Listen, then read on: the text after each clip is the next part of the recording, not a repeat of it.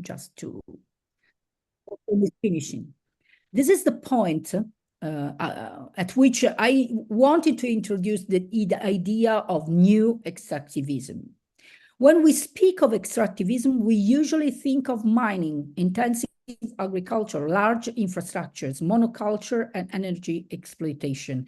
But today, there are also symbolic and cultural extractivism.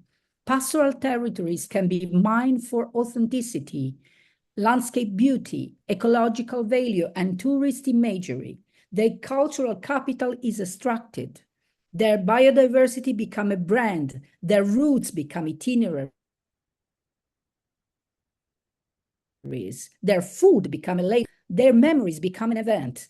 But the benefit do not necessarily return to the pastoral communities. In this process, shepherds are often transformed into symbolic custodians. They appear in narratives of sustainability, resilience, identity, but they may have little real power over land, resources, or conservation policies, or development strategies, for example. This is one of the risks of heritage making. Heritage frameworks can be important, of course. They can create visibility, recognition, new alliances, but they are never neutral. They produce a hierarchy of value, territorial imaginaries, inventories, lists, archives, and so on. So this question is not whether heritage recognition is good or bad, but the question is who controls it, who benefits from it, and whether it supports living practices or only their representations. Go ahead. Dr. Bindi, it's going to be time to conclude.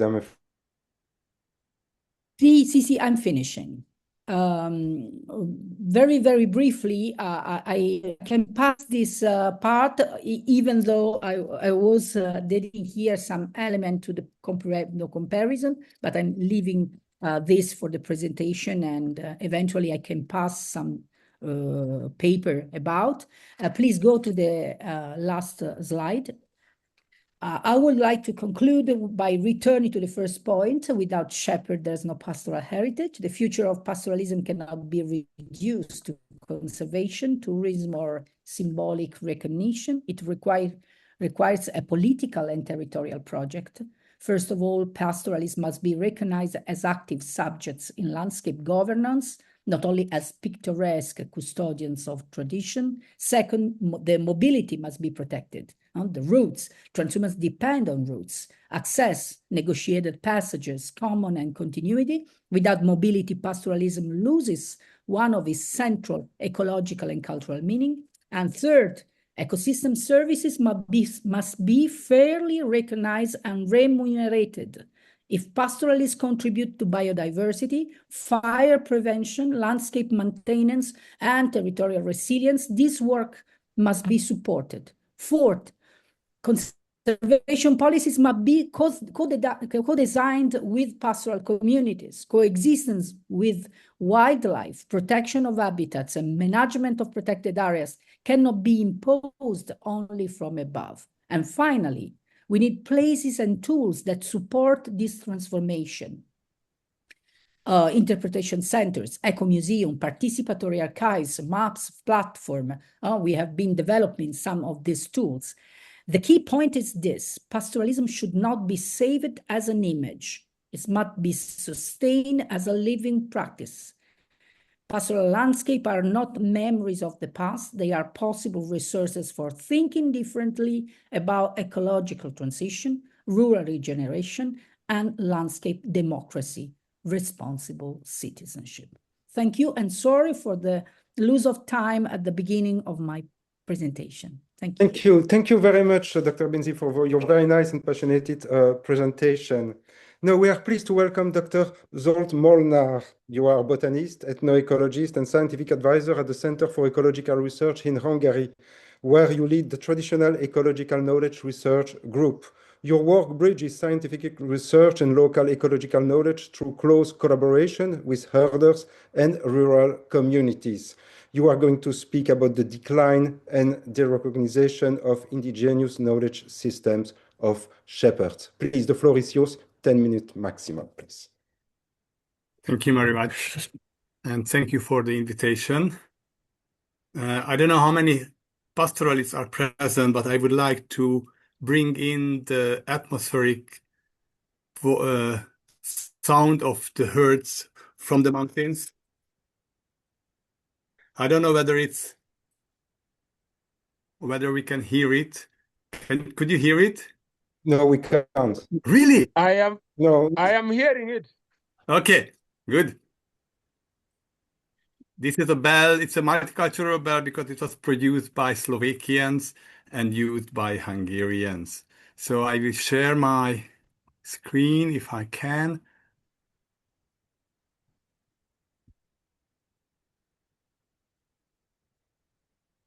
Uh-huh. Yes. Okay. Can you see my screen? Yes, we can. Yes, we can. I can't. Imagine. Yeah, it's fine. You can go ahead. Be- Oh, no, not If I anymore. don't see my screen at all, it's not easy. Oh, no, no, your screen disappeared. Okay, because I did it. Okay. Yeah, double click to enter the full screen mode. Yes. Double click and I can't see it. Ah. I don't know what is this with the system, but okay, once more.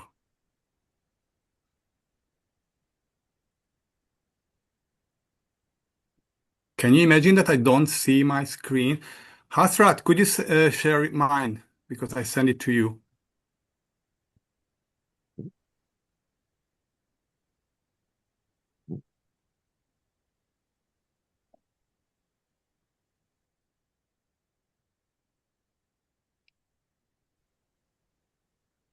Okay.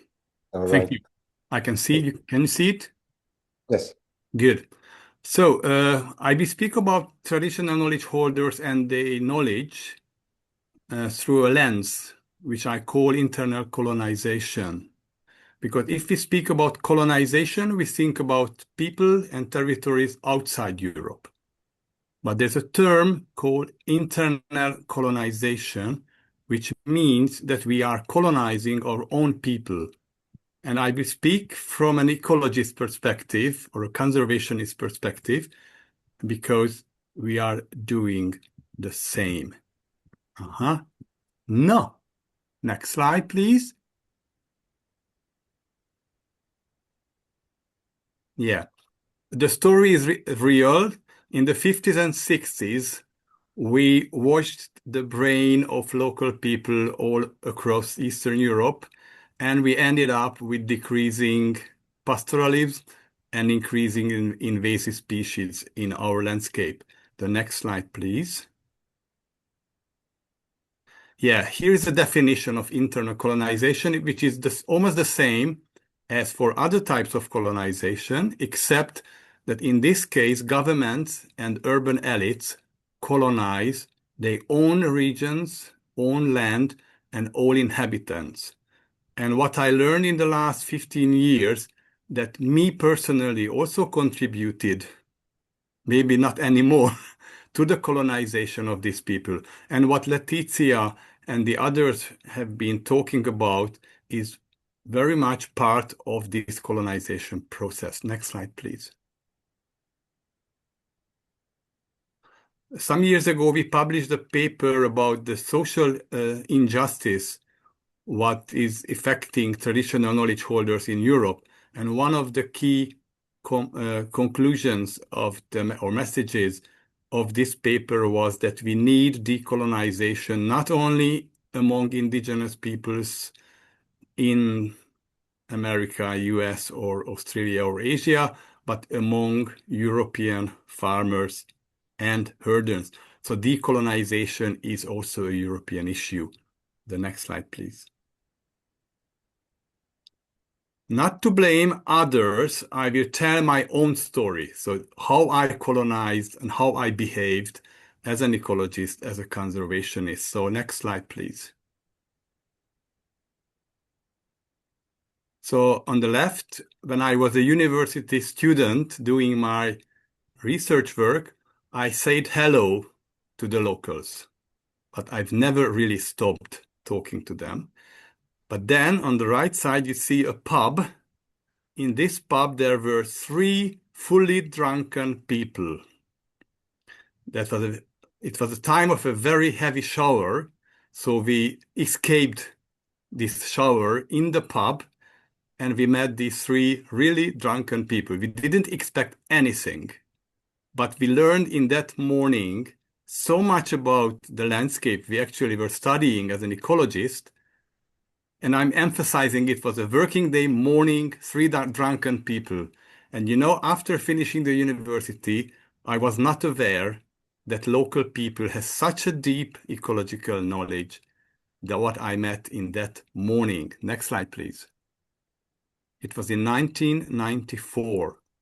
So later, I always stopped with the locals.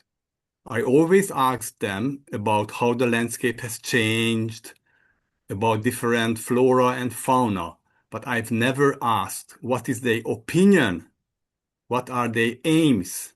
So as a researcher interested in landscape history, I was not interested deeply in their ecological knowledge, only superficially. Next slide, please. I even published with some colleagues an extractive paper in 2008 that I regarded traditional knowledge holders as source of concept and data for science. It was in 2008. I can tell you that I loved these people. Everything was well intended, but I behaved like an extractive colonialist. Next slide, please. Then I entered the Intergovernmental Panel for Biodiversity and Ecosystem Services, IBES, in 2014, and I started to learn what decolonization, what FPIC, what respectful research means. And in the upcoming years, we started to do real decolonial approach, using decolonial approaches for making science and helping these people, working together with people. And one of the first steps was preparation of a film for IBES experts with 3 knowledgeable herders. And the FPIC was not a written contract, but we drank rakia to say that we agree on the content of the film. Next slide, please. And since then, we did a lot of work together with them, including an exhibition where the 2 curators were herders. They were the key person planning the exhibition. They had veto rights if somebody wanted to do something irrespectfully. We brought people to conferences, to Morocco, to Australia, and we co-presented our co-produced work with co-authorship. We established a women herder group in 2021. And this weekend, I will travel to Nepal, helping Iboya, a Hungarian woman herder, to participate at this meeting, at the meeting of women pastoralists. Next slide, please. So, how we colonize our own people. These are some mechanisms we collected, and they are astonishingly similar to colonial mechanisms of people outside Europe. I just highlighted in red some of the mechanisms how we deal with these people, and many people still do. How we dominate knowledge co-production, how we decide what counts knowledge. Veganism is a huge threat to pastoralists who are not listening to pastoralists, and this is the lost and missing rights of traditional knowledge holders in Europe, again, very similar to indigenous peoples. Again, I highlighted some of them. For example, self-determination is key. We are holding conferences, we are making exhibitions, we are making films about herders without their real consent and participation. And the next slide, please. And it impacts not only herders, but nature and nature conservation in Europe. This is an overview from the 18th century Enlightenment period to the present, how we colonize our own people in Europe, including the Western Balkans. Thank you very much for your attention. Thank you very much, Dr. Molnar. Thank you very much. It should be now the time of Dr. Ayushi Malhotra. I don't know if you are still here. I'll read your message that you have to leave. Yes.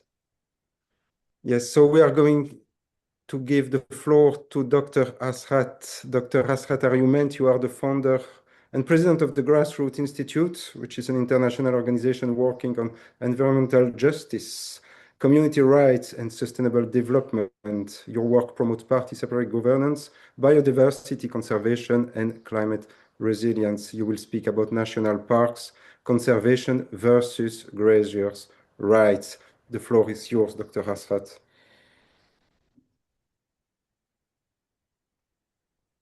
Are you here amongst us? Hello. Can you hear me? Yes, we can hear you. Okay. Let me open my file. Well. So Ayushi has gone, I guess.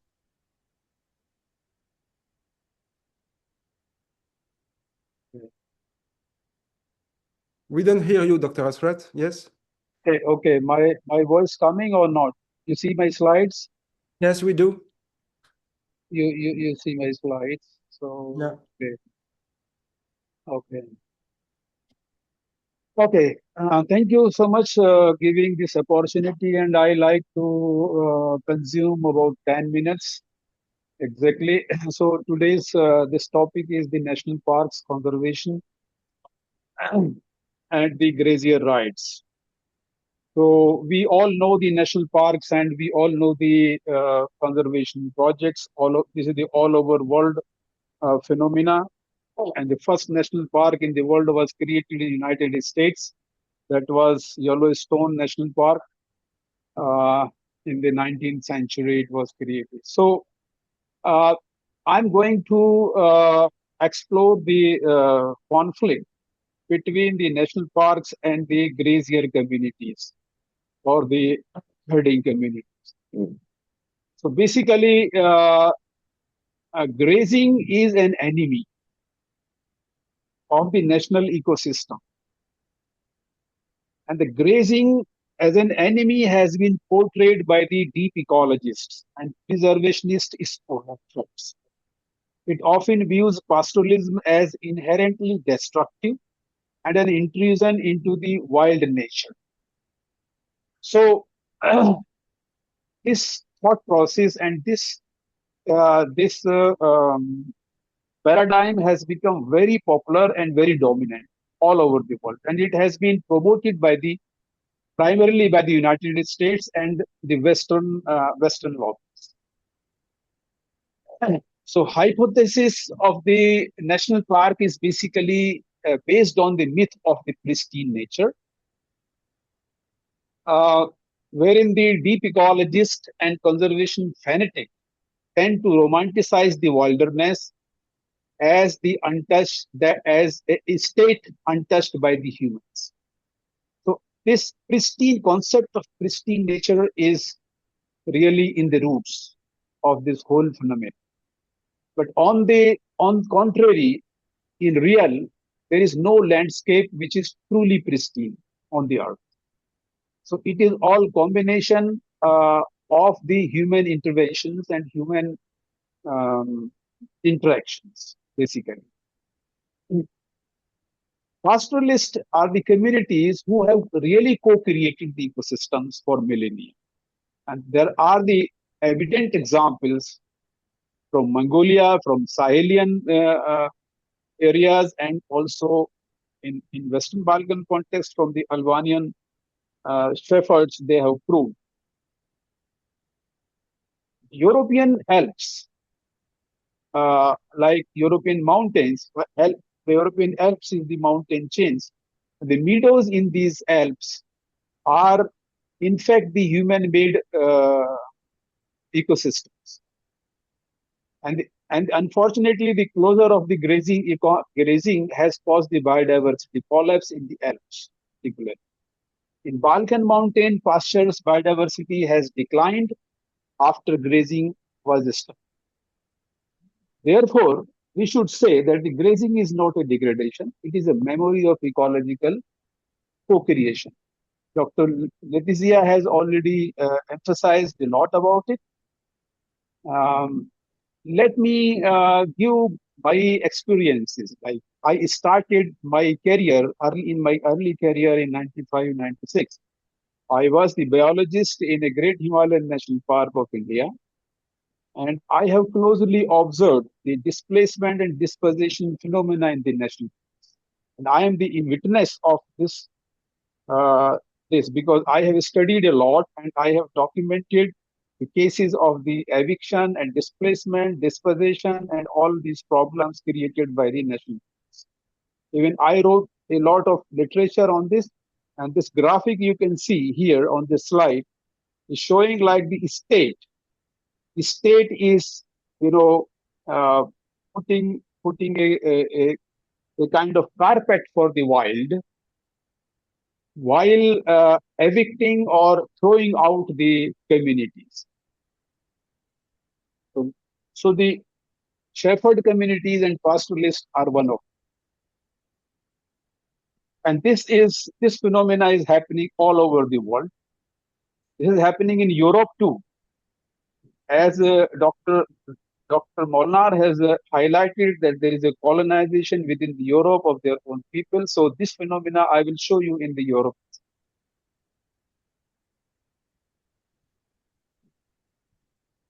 So this is the list of the major national parks and protected areas which have displaced and livestock and the people and families, and there has been a forced relocation of the people. So this is a list of all continents. All continents have this phenomenon. And Europe is not untouched. You can see the list of the Europe here. Unfortunately or fortunately, we do not have any entry from the Western Balkans region. But the other complex things are happening, like restriction on the livestock grazing. It has happened with the Sami communities in the Nordic countries, but it is everywhere in the Europe, I should say. Transhumance grazing system has been like kicked out from the southern Europe, particularly. We also see in the Albania and other countries this phenomenon. Transhumance is being killed gradually. Other practices like the land use rights are also restricted. So interestingly, on the other hand, we see this nature is being served to the tourists. So this is a typical commodification of the nature. There are the critic people who are criticizing this commodification, but when the nature or in the form of the national park is protected from the people, own people, like local communities living inside the forest, but the same nature is served on the plate of the rich and the affluent people. And Europe is really very obsessed for the tourists, because everybody wants very easy money from selling all these. But huge number of the national park, the reality is that the huge number of national parks and their natural ecosystems are diverted into other land uses, particularly mining, quarries, hydroelectric dams, factories, army shooting ranges, polluting industries, urban colonies, etc., highways, railways, ski projects, so and so forth. So I have given this list of many national parks from different countries. You can see this. So my question is that, do you think a nature reserve or national park is protected for earth sustainability? If yes, are you sure? I think answer is no. I have given very particular examples from the Balkan areas where there are the threats of certain projects. You can see on this slide, very huge number of the hydroelectric projects. 50% of them are existing in protected areas. Protected areas means national parks. So I have given other examples too. I saw in Slovakia one ski project in one national park. I saw myself, I visited that site and I was very shocked from the destruction it has already done. And the people were just discussing, okay, can we introduce some animals, grazing animals here, livestock here? I said, you people are just fool, or you are making other people. You don't understand the reality of these projects. Okay, so in conclusion, I should say that the graziers are the ecosystem engineers. They are not the enemies, or they have proved it scientifically also that the uh, traditional transhumant grazing in the Mediterranean region particularly maintains the soil fertility. These are the studies, established studies. And they pervert the encroachment and sustain the pollinator diversity. So, and also in general, like this photograph on the left side, on the bottom, you see when the animals graze in the grassland. So there are lot of insects you can see. So they attract the insect diversities, and insect diversities then insects interact with the other fauna, including the microbes as well. So this is a complex ecosystem when the livestock contributes to the evolution of the grassland ecosystem. So I have, as a concluding point, I have written a few points in favor of the pastoralism, and arguing that the pastoralists are not harmful to the ecosystems, even for the national parks. But here I like to highlight the European Union's common agriculture policy. European Union's common agriculture policy supports the controlled grazing in the national parks. So in the cap, these are the articles 4 and 32, 33, 47, 28, 30, and 31. All these articles I have written on this slide, and this all slides will be uploaded on the same web page. So the participants can download and read all these things. So here in this slide, I have elaborated further all the cap articles supporting in what way they are supporting the grazing of the animals, the small ruminants, and the large ruminants in the national parks. I particularly have seen this case in Slovak National Park, one Slovakia National Park myself. So this is a good example. And I don't know what is happening in relation to this European Union policy, common agriculture policy, how these 5 candidates of the Western Balkans, 5 or 5 years, 5. Kosovo is not yet a candidate. 5 candidates of the European Union membership have been trying to implement this European caps policies. But we will see. I don't know the status. But we really have to advocate for the inclusion of these clauses into this EU membership processes with all the Western Balkan countries. So under this Western Balkan Regional Gathering of Pastoralists, which we are doing, WBRG, we have passed the Western Balkan Declaration of Pastoralists, and the local pastoralists will pass this declaration. They will sign this declaration, and in this declaration, one section will be about this particular policy of the European Union, and these articles and these sections, so that the candidate government should consider this. So this is, thank you so much. I think, I don't know, I have taken more time. Thank you very much. Thank you very much, Dr. Asrat. Thank you very much for your presentation. So now we are half time of this webinar. We conclude the part, this first part, Pastoralist and Pastoralism at Crossroads. And it's time to give the voices from the field, shepherds' perspectives. We have short testimonies, 5 minutes each, and we are going to start with Mrs. Rigerta Loku. We are pleased to welcome you. You are a shepherdess and green women entrepreneur from Albania, from the Shkodër zone. You are engaged in community participation and rural development in mountain territories, and you will speak about restricted access to grazing lands. Please, Rigerta, the floor is yours. Thank you very much. Dear participants, dear friends, dear colleagues, it's a pleasure for me to be part of this meeting today and to share my experience. What are you saying until now? I am living every day. And I have to talk about an issue that is very important for us, access to grazing lands and the future of pastoral life in mountain areas. I came from northern Albania, from a region of Mirdita. Mirdita is good day, if we translate in English, is buongiorno e bonjour. We have a beautiful name also, and we are historically connected to livestock farmer.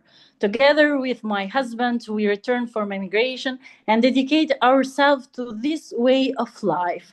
We became shepherds on our grandparents' land, not only for economic reasons, but mainly for spiritual one, because we have always believed that the future belongs to those whose roots remain deeply connected to their land.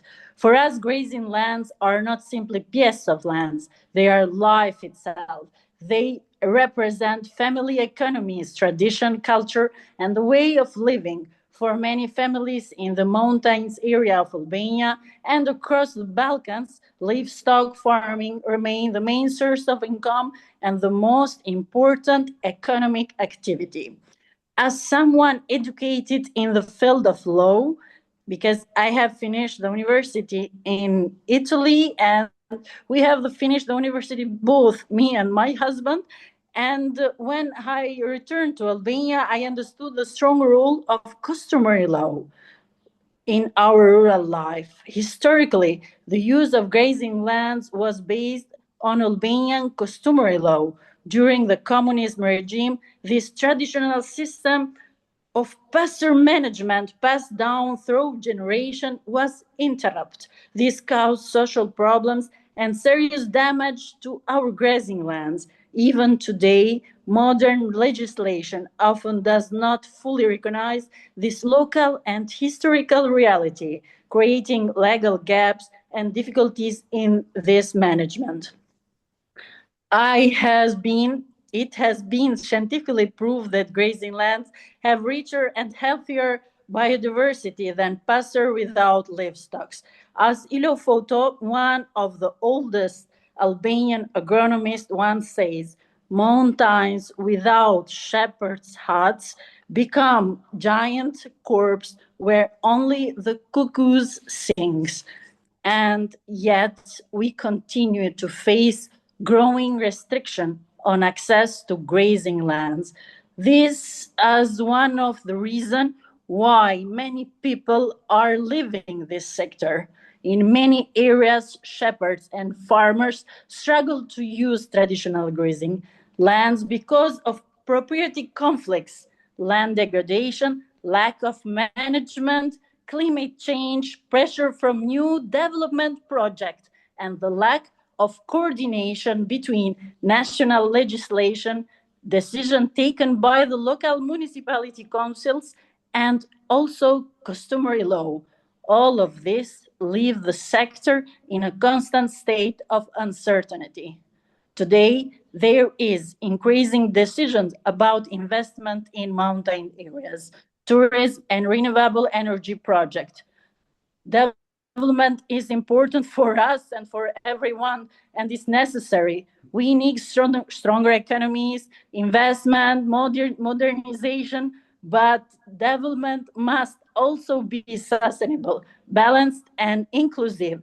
In some cases, hydropower projects and the diversion of rivers into pipeline have caused irreversible damage to livestock activity in our areas. Solar panels and wind farms are slowly occupying land traditionally used for grazing.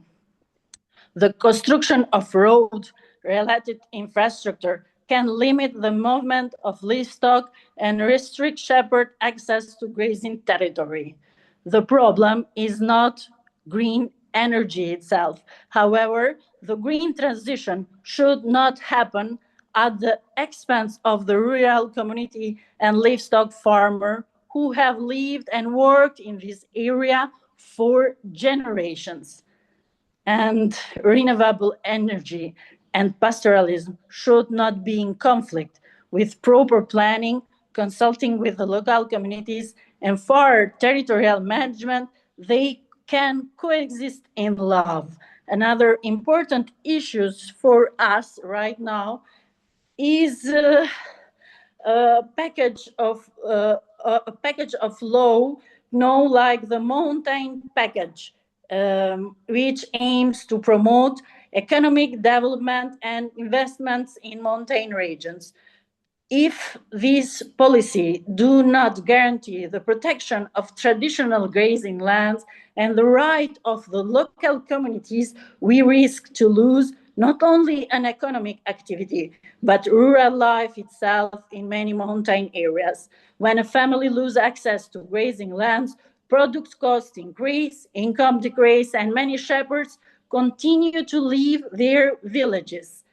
And when mountain areas become empty, we lose tradition, we lose local production, and an important part of our Albanian and Balkanian identity.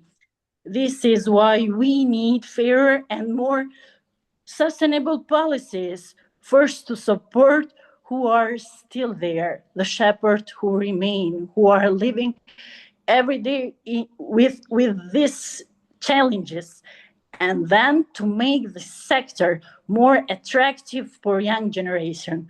Together, we must protect traditional grazing lands, involve local communities in decision making, because they are living these changes, guarantee fair access for livestock farmer, build development models that respect both people and territory, and stop to put the rivers into pipelines. The Balkans share similar challenges, but also great potential for cooperation. Borders are not lines that divide us, they are lines that connect us. And sharing our positive and negative experiences, and by listening to the local community, we can create better policy for the future of our mountain regions. Dear friends, dear shepherds, dear participants, the future of our mountains cannot be built without the people who live there. Shepherds and farmers are not obstacle to the development. They are part of the solution and important partners for sustainable development and for a European future for all of us. Thank you very much. Thank you. Thank you so much, dear Gerta. Thank you very much. Now, I will give the floor to Mr. Ferit Bloshmi, who is a shepherd leader from Elbasan region in central Albania. You are also going to talk about your experience about transhumance and mobility challenges. Mr. Ferit, the floor is yours.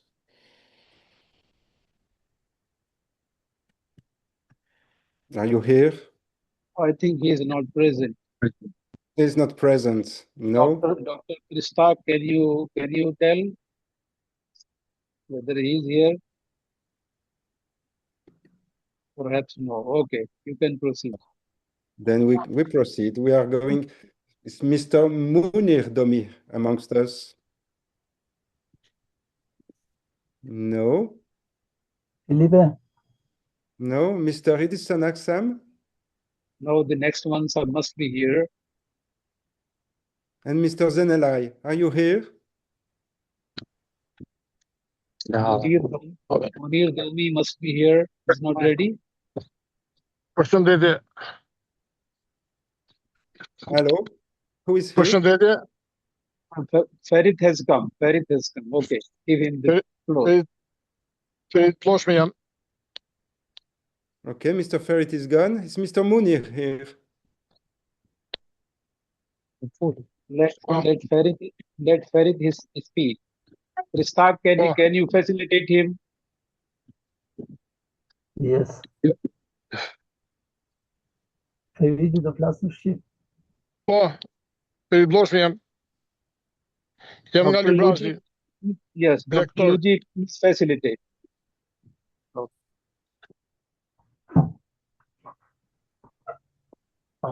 Question dedi.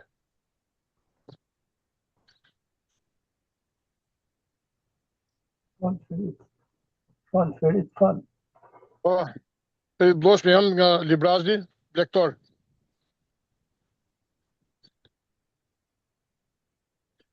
Ferit, jepi asaj çfarë do të më thanë. Lektor,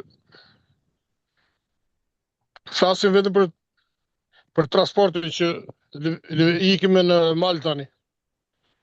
Transportin e bëjmë kryesisht me makina, pjesërisht edhe me kam. Jemi në malin e polisit, jemi mal me emër.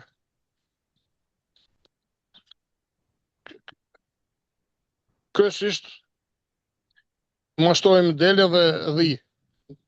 Vetë kemi mbi 1.000 krerë. Më shumë se 1.000 krerë, 1.200. Çfarë them? Kaq.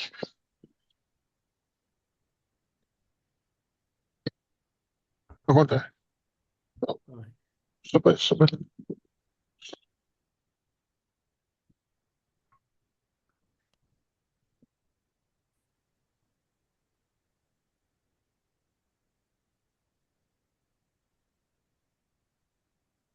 So, Dr. Luigi, you can translate if you can. Okay, I can say some words about the colleague's discussion before.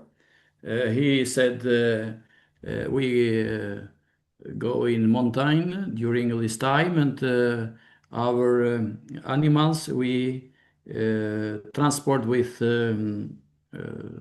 automats, cars. I think we have a problem for the transport, but now we can elect it. We have about 1,000 animals, sheep and goats. He said we have some problems from grazes, lands in our territory. Of course, we have and restrict of the number of the pastoralists that go in mountains. Less or more are his words about this discussion. Thank you. Okay, thank you. All right. Is Mr. Ferit wants to add something? Does he want to say more, or shall we go to the next one? I think next one. Next one. Who is Mr. Munir? Mr. Munir Domi. Are you amongst us? I don't see. We can move. We can move. Mr. Edison, are you here? Yeah, maybe Gabriel from South Sudan. I also have a question there. Yes. I have a question session later after the next session. We will have the question session. Okay, fine. But you can use the chat window in the meantime. Yes. Okay, I don't see Mr. Zenela is here, so we can go further indeed. Yes, please. Yes. So we are going to we are going now to reach the fourth point of our panel discussion, finding the ways. Excuse me. And we are going to start with Dr. Ilse Köhler-Rolfsson. You are a veterinarian, author and founder of the League for Pastoral Peoples in Germany, and you are also internationally recognized advocate for pastoralist communities and livestock biodiversity. You will speak about rebuilding pastoral economy and value chain. Please, Dr. Ilse.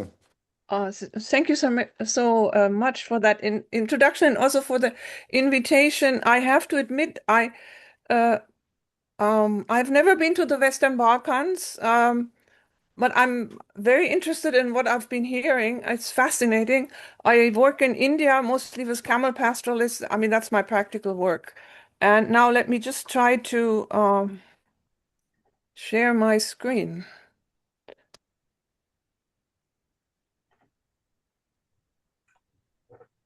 Is it there? Not yet. Yes, Yes. it is. And you can double click for full screen. Yeah, okay. Thank you. So, yeah, I was given this topic here, rebuilding pastoral economy and value chains. And I've tried to abstract kind of the main learnings we've had from trying to develop a value chain for camel products in India. And what I think are the three strong points of pastoralism and transhumance over other animal production systems. And I think that's what we have to emphasize really is, first of all, they are pretty exemplary in terms of animal welfare. Secondly, the nutritional content of pastoralist products is much, much better than of those products coming from industrial systems. And then, of course, there is that heritage and local specialty potential that's in them. And I really do feel we have to focus on animal welfare and the fact that animals must move for their health and that of the environment. And this is really what has gone wrong with the mainstream livestock development. It's all about putting animals in one place and then bringing the feed to them. And in nature, it's exactly the opposite. It's the plants that are in one place. They can do photosynthesis and they don't need to move. And the animals can't do that, so they have to move in order to get energy. And basically, if we want to have a globally sustainable livestock production systems, all animals should move. And pastorals are actually the model. All of livestock producers should follow. Secondly, the nutritional content. It has been shown because of the biodiverse vegetation that the pastoralist animals eat, their products are very rich in phytochemicals, and it is phytochemicals that are missing in the normal diet, in modern diets, very much so. So that people who look at nutritional experts who look at these products and compare, for instance, beef from industrial systems and beef that is raised on range, they say that they are as different as apples and oranges. They're just not the same thing. And this is also what we're trying to how we're trying to popularize the products from camel pastoral systems in India is that we're drawing attention to their biodiverse diet. According to traditional knowledge, they're eating on 36 different species, and all of these plants have Ayurvedic, they're also mentioned in the Ayurveda, the ancient medical system.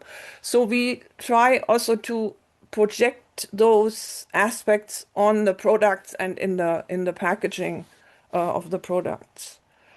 And then, of course, I heard what Letitia was saying about heritage products or the heritage angle of pastoralism.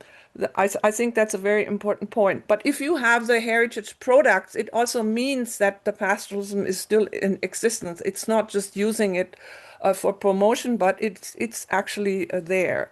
So we, in our camel products, we try to project it as the Rajasthan heritage health food. We say it's cruelty-free because the the young animals are not separated from their mothers as they are in conventional dairy systems. The mother and the calf, they never see each other basically after birth. And in this pastoral system, it's different. Secondly, because of the phytochemicals in the products, it strengthens the immune system. And in the camel case, also the milk is good for lactose intolerance. So this is how we are marketing our camel milk products. And I think that similar approaches can be taken up in the Balkans and anywhere where we are dealing with pastoral system. So what I feel is that both pastoralists, and we can't just always wait for the government to put programs in place, but have to get organized ourselves. Both pastoralists and governments must invest in publicizing the unique qualities of pastoralist products, projecting them as an ecological and ethical alternative to vegan products. And I heard what Jolt was saying, that veganism is a big problem, but we really have to get it across somehow that it's actually much more ethical to eat a limited quantity of pastoralist products than just becoming vegan, because we need livestock in the landscape. If we restrict our consumption of animal products to those produced by pastoralists, I think then we're making a huge contribution to keeping the earth in balance. And investment should go into supporting mobility and in marketing rather than purely academic research. And I want to say one thing. I've just read that the Jeff Bezos Earth Initiative, they're investing $27 million in reducing greenhouse gas emissions, also from pastoralist animals. And that's not going to have any impact. If somebody wants to do something good for the world, they need to support pastoralists in marketing, in establishing these value chains. So that's in brief from somebody who's an outsider to the Balkans. Thank you very much. Thank you very much, Dr. Koller-Olofsson. Thank you very much. Now, we are pleased to welcome Mariana Koceku from the Shkodër region in Albania. You are a member of parliament in Albania. You are also an environmental activist, and your work focuses on sustainable rural development, environmental protection, and youth engagement in mountain areas. You will speak about streamlining gender and youth in pastoralism. Mariana, where are you? The floor is yours. Are you with us?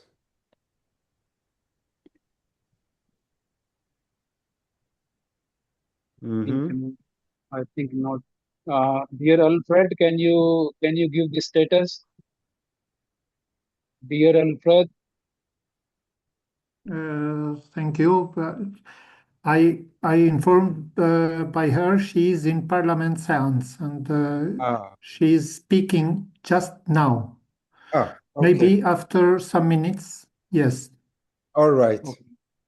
Then we are going to welcome Mr. Arjan Joplary. Am I saying right? Are you with us? No? Are you also in the Parliament? Maybe because he is the deputy minister, so yes. maybe he must. So Parliament is going. Parliament is going on. Are in the same meeting? All right, probably yes. All right. Hopefully they are going to come back to us later. Mr. Edmond Panariti, are you with us? He's a professor. He's a professor, very senior person. Okay, thank you. Where are you, Professor Panariti? Are you here? Hear me? No? Yes. Yes. So you are the former Minister of Agriculture and the former Minister of Foreign Affairs of Albania, as well as former Professor of Toxicology at the Agricultural University of Tirana. Your work combines scientific expertise with long-standing public service experience. You will speak about promoting climate adaptation and water resources. Please, Professor Panariti, the word is yours. Thank you so much. I followed with great attention each of your presentations, and I think they're coming at the right moment because Mrs. Loku mention something very important. The Albanian government is about to launch the mountain package, which will attract investments from inside of the country, investments from abroad to develop those areas, which is a good thing. But it also carries a big risk of disrupting the ecology and the biodiversity of this area, which are properly embedded in the grasslands and pastures. So we need, and I hope that you will prepare some recommendations and conclusions at the end of this webinar and all the other activities which will follow, because this is the year of the pastoralists, that will be submitted to the Albanian government. So when the Albanian government will provide licenses for the development of these areas in terms of constructing agritourism facilities, they must respect the very delicate ecological balances, biodiversity of our pastures, which, as properly mentioned before, are part of our cultural traditional heritage, and also a very prominent economic resource for thousands and thousands of shepherds and farmers, which make their livelihood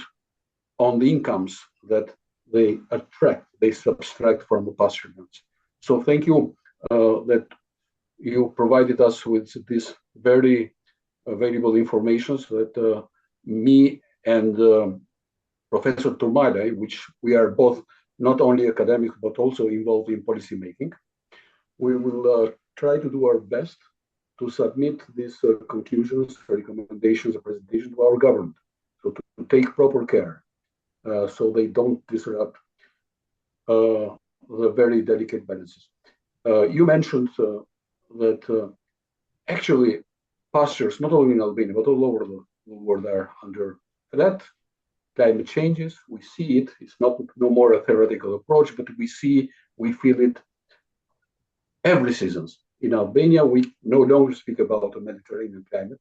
It's more resembling a kind of tropical weather. We have heavier rainfall, shorter rainfalls, extended periods of droughts, which in a way create a lot of disbalances in water supplies in the pasture lands. And we also experience an earlier meltdowns of snow from our mountains, because most of our grasslands and pastures are close to the mountains.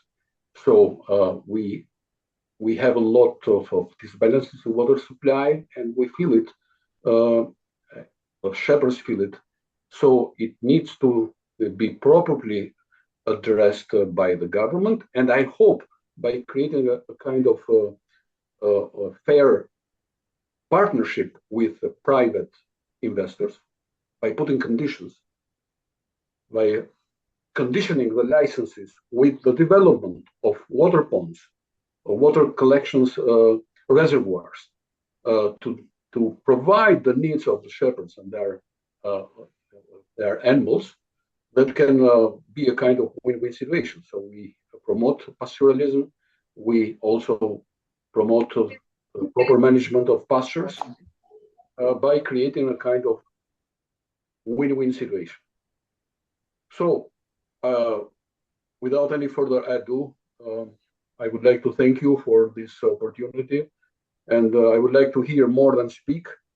And I thank you so much for providing me this opportunity. Thank you. Thank you. Thank you very much, Professor Panariti. Thank you very much. Now we are pleased to welcome Mr. Khalid Kawalder. You are the Global Coordinator of the World Alliance of Mobile Indigenous Peoples and Pastoralists, representative for West and Central Asia and the Caucasus within the ICCA Global Council, and Director General of the Dana and Kadisia Local Community Cooperative. Your work focuses on sustainable rangeland management and pastoral development, and you are going to speak about regaining land rights and unrestricted livestock mobility. Please, Mr. Kawalder, the floor is yours. So Khalid is not present, I think. Oh, he's not present. What a pity. So we are going to talk to hear Mr. Dr. Kaka Nadijare. Are you with us? No, he has gone in some emergency with his wife. All right. Okay, in that case, Mr. Hasrat, Dr. Hasrat, we are listening to you. We are going to go to the 5th point regional cooperation and Western Balkan regional roadmap. Dr. Hasrat. I share my screen. Thank you.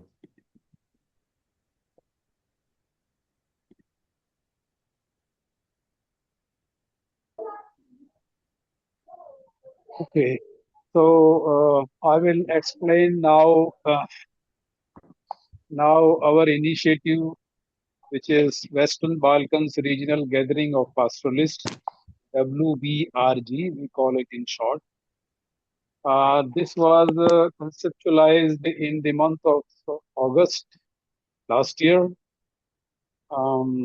in accordance with the IYRP Global Alliance efforts.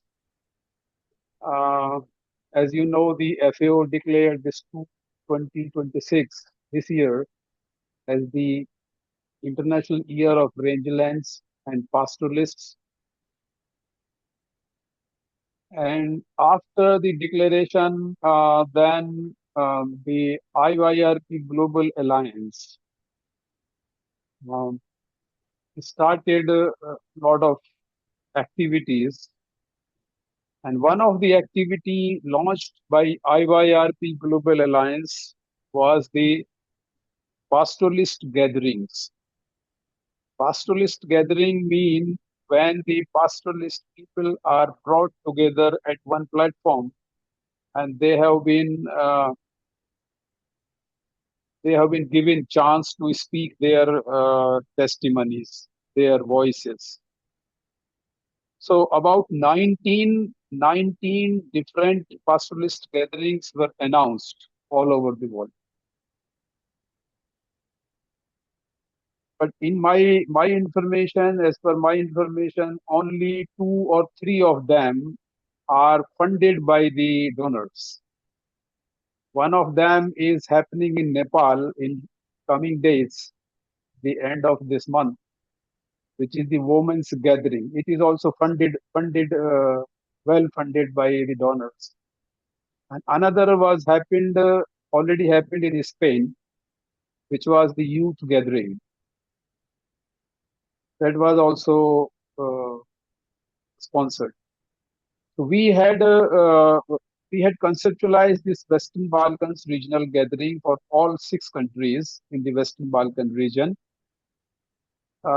In this initiative, we invited like some organizations became the partners, and many of them became the collaborators, particularly the municipalities. Municipalities in Albania especially have extended their cooperation and collaboration, and many of the municipalities and other NGOs and other organizations are mentioned here on this website. This website, which is the minority map, if you type minoritymap.org, you can find this about this initiative. So when we started the discussion, our team, which is, we call it the regional facilitation team. So we discussed and we decided that it is difficult to have one event and large number of people invited from so many areas. It was a difficulty in logistics and other handling issues, I mean. So then we decided, our committee decided, our group decided that we will split all the events into the zonal level events. So zone means like one zone constitutes number of municipalities. For example, Albania is divided into, I think, 18 different zones, 9 or 12, 13 zones. I don't exactly remember, but they are on the map. You can see. I will show you the map. So we constituted the zonal gatherings. So we call them regional gatherings at different zones. For example, zone Elbasan, zone Leza, zone Sikhodra, zone Tiber, zone Kukas, so and so forth. Similarly, we divided we fixed certain zones in Montenegro and in North Macedonia and Kosovo as well. So this is the on this website you can see this chart. On 30 May, I mean after just 1 week, we have the first gathering in one municipality, which is Livrazad. So we have here Dr. Kristag, who is coordinating this. This is on 30 May. In this municipality, at one location, like hundreds of the pastoralists in shepherd people, they will gather. And some other stakeholders also will gather, like those who are supporting the pastoralism. They will also be joining this event.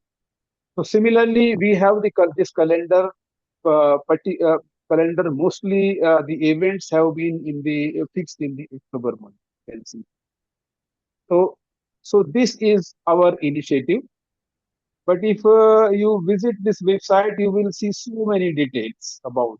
In this box, you can see many information. But here, I will show you quickly about our committee and committees. These are different committees. So we have constituted one Apex committee.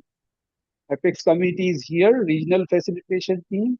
And then we have the zonal level committee. So zonal level teams are about, at each zone, we have about 25 to 30 people.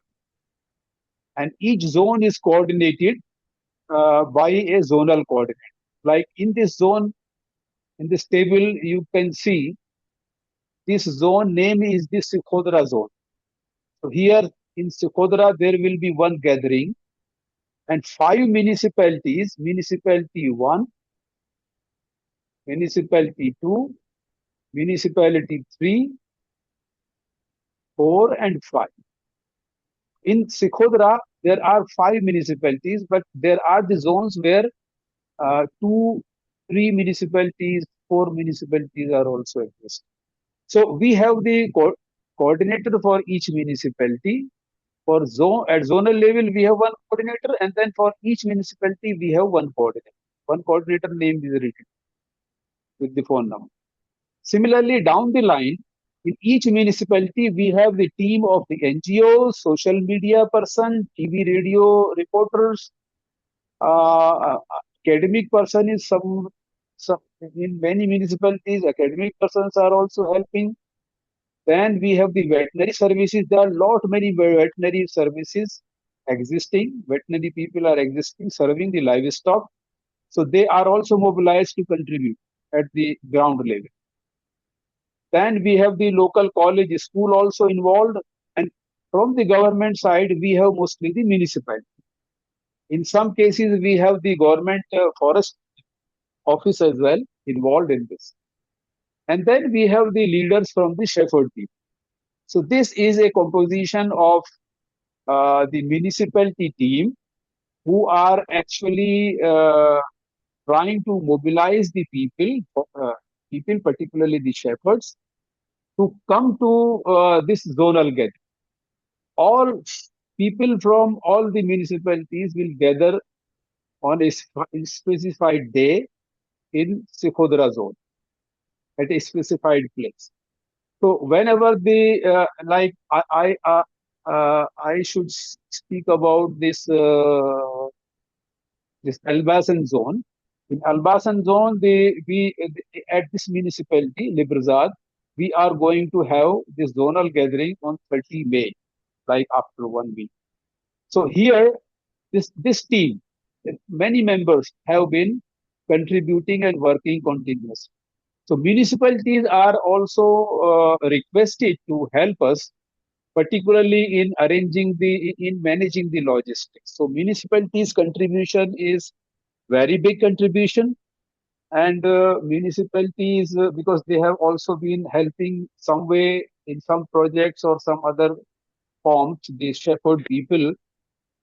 So they have agreed officially. They have officially given a letter to us, and then we have displayed their names on this website also. And in real, they have been helping us in managing the logistics on the ground. So this is the map of Albania. Here there are the different zones. Sekodra zone exists here in the north. There are the 5 municipalities in this. Elbasan is here somewhere in center, somewhere in the center. So this on 30 May, this event will happen. So this is our structure, and we have the outcome, intended outcome. If you go here, you can see this detailed page. Sorry, just click this page, this is the promo, and then you will come to this page and you will find a long write-up. Go down is a long write-up. We have written here in 3 languages. You can see in Albanian and Serbian also, apart from the English. So here you can find what kind of the expected outcome we have. The most important outcome is going to be the Western Balkans regional declaration of pastoralists. This declaration will be is under like we have been working on it. It will be the analysis of the problems and also the demands and what the shepherds want from the governments and from the international organizations, international agencies. So this declaration will be passed and signed by all people who are present in the different gatherings. So once it is complete, then our delegation will go to submit to different countries, ministries, and other high level offices. And we also submit this declaration and flash this declaration globally. So this is the initiative which we have been doing. If you have any particular questions about it, then we can. Most of the information is on the website. You can easily see all of these things. Okay. So right. Thank you so much. Oh, thank you so much. I think I have completed it. Yes, thank you very much, Dr. Asrat. Thank you very much. I don't think that Mariana Kocheko and Ariane Yoplari joined us already. I don't see their name amongst the participants. So maybe it's time to go to the next session, which is the open session, questions and answers. We have 20 minutes. Thank you very much already. I see for the people for sharing their comments in the chat. There's comments from Mali, Somaliland, Cameroon, Mauritania. So everybody is welcome to ask their question, please. If there is any questions, you can just raise your hand and ask your question.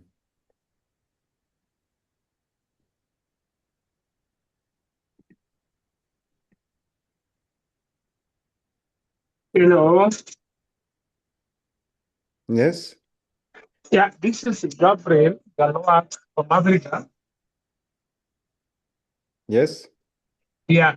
Mine is actually the kind of clarification. I just wanted maybe to just walk me through the zero grazing and then free land, free range, and then of course and close range. That's actually the only thing that I actually wanted to get a clarification from the presenter that actually presents his presentation short while ago. Yes. To who is addressed? Yes. Yes. Which presentation? Sorry, to you is your question. To you, do you address your question? Well, I can't remember, but of course, it was actually the other person after my sister who present a presentation from Indonesia. That is the other, yeah, the gentleman that actually came after her. Okay.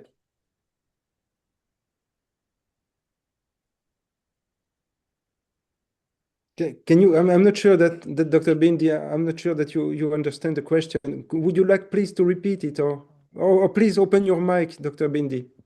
Sorry, I'm not sure to have understand the question. Please, can you repeat simply, because I'm not sure to have understood. Sorry. Can you repeat a bit the question? No, actually, the question is about the close range and then free range and zero grazing. So, you know, we just wanted to understand actually the three aspects. The free access to the pasture. You are Yes. asking this? Yes. Yes. Are you asking about the common lands? You say this? Yes. Well, in Europe, we have a great question about this, which is also a very contested one, because finally the question of common lands is a matter also of governance of the soil.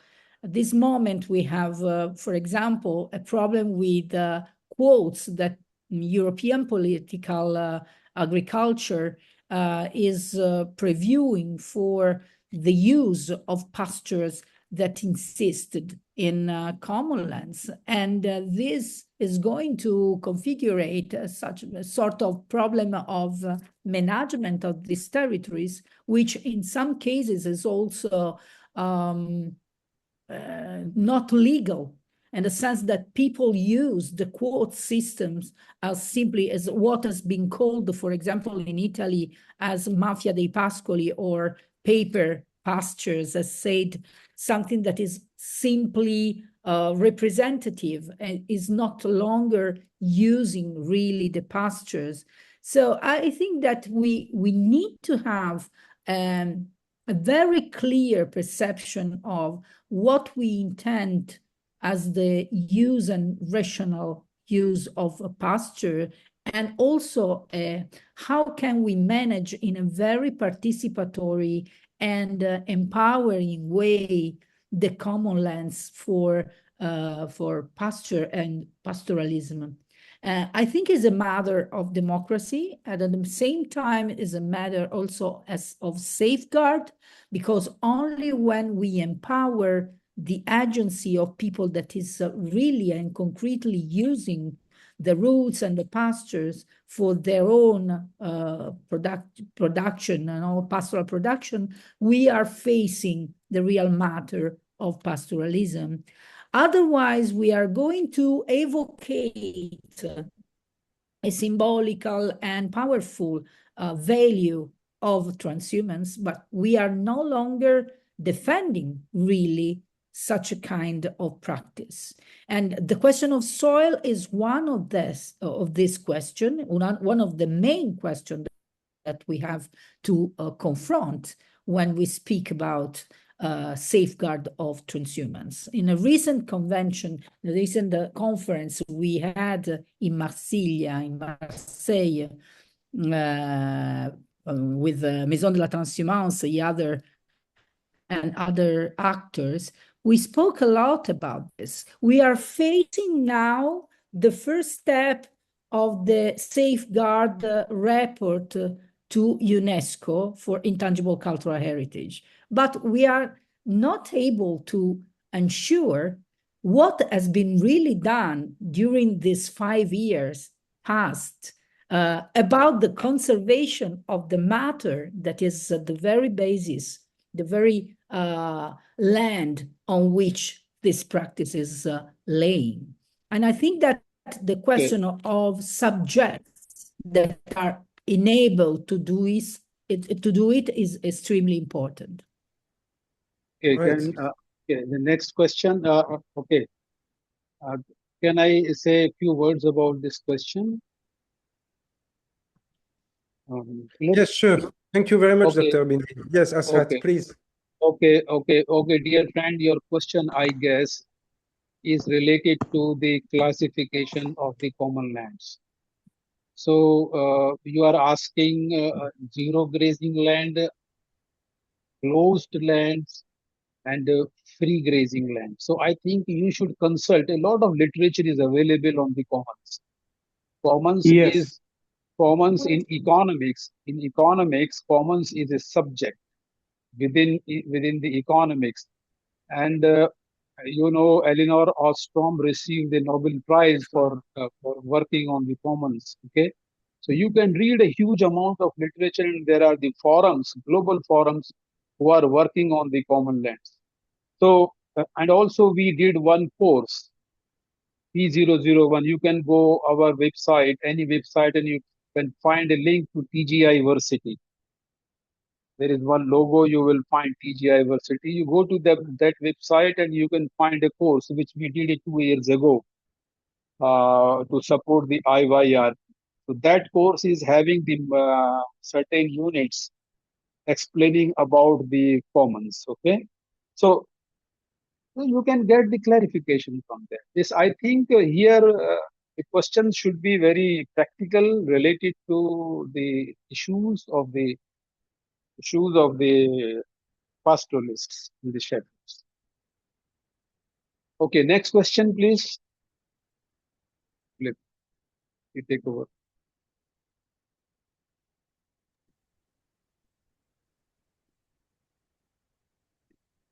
Next question. Yes. Don't be shy.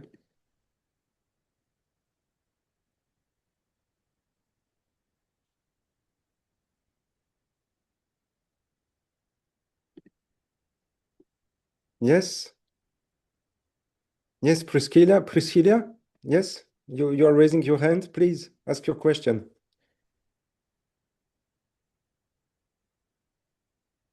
Open your mic and camera, please. Priscilla.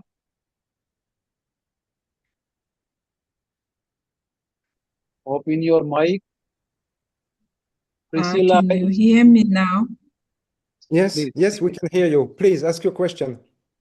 Okay, mine is kind of like a general comment in terms of pastoralism. I've just observed that when we talk about climate change related issues at the United Nations level, we normally emphasize on land degradation issues and particularly overgrazing, but we don't talk about pastoralism in general. So how do we make sure that, or how do we bring this up to the United Nations level to make sure that it's addressed worldwide when we talk about climate change and pastoralism? I'm not sure whether I'm understood or I need to repeat the comment.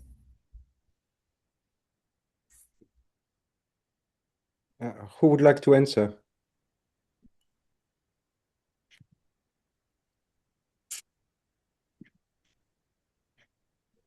No, is my voice coming? Yes. Would you like to answer, Dr. Asrat?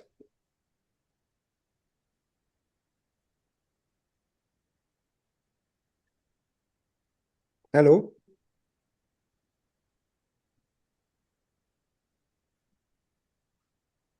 It's not really an issue of getting an answer right away, but maybe it's just a suggestion that we should work towards bringing this up to the level of the United Nations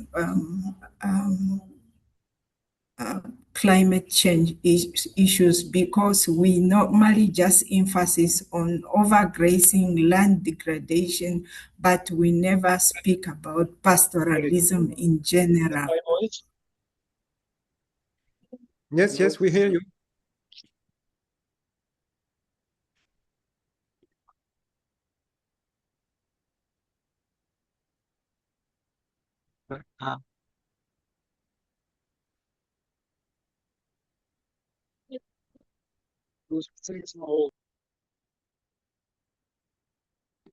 Probably connection is bad.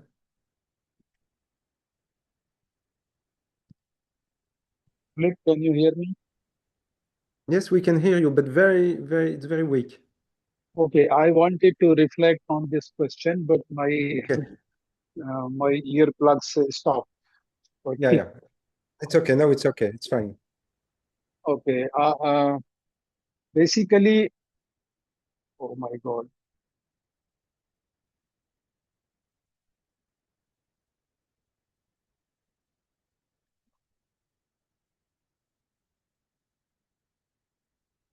Hello.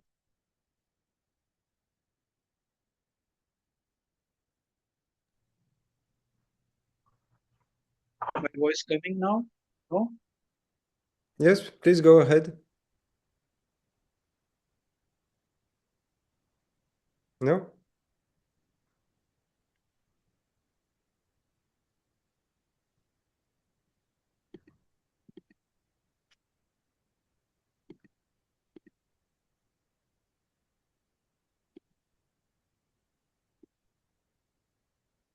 Uh-huh.